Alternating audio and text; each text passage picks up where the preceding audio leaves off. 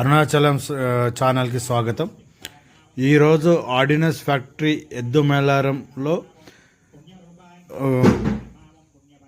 సుబ్రహ్మణ్యేశ్వర స్వామికి 1,00,000 పుష్పార్చన జరిగింది. భక్తులు చాలామంది ఈ పుష్పార్చనలో పాల్గొనడం జరిగింది. ముఖ్యంగా మహిళలతో ఈ పుష్పార్చన అనేది చాలా అంగరంగ వైభవంగా జరిగిందని పండితులు గారు చెప్పారు. అక్కడ ఉన్న సాయి పండితులు గారు ఆయన ఆధ్వర్యంలో ఈ 1,00,000 పుష్పార్చనలు చేయడం జరిగింది.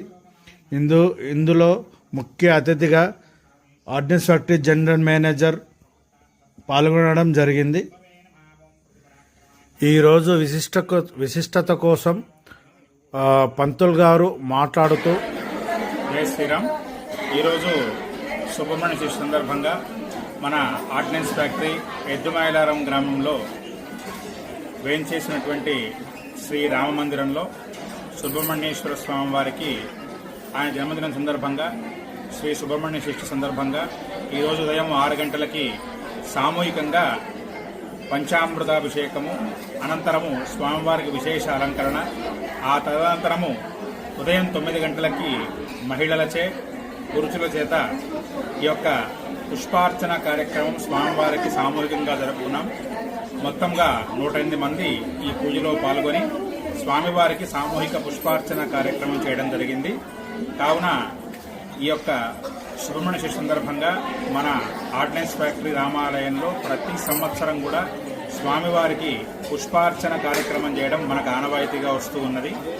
కొన్ని సంవత్సరాలుగా మనం స్వామివారి ఆలయంలో చాలా విశేషమైనటువంటి పూజలు జరుపుకుంటూ ఉన్నాం.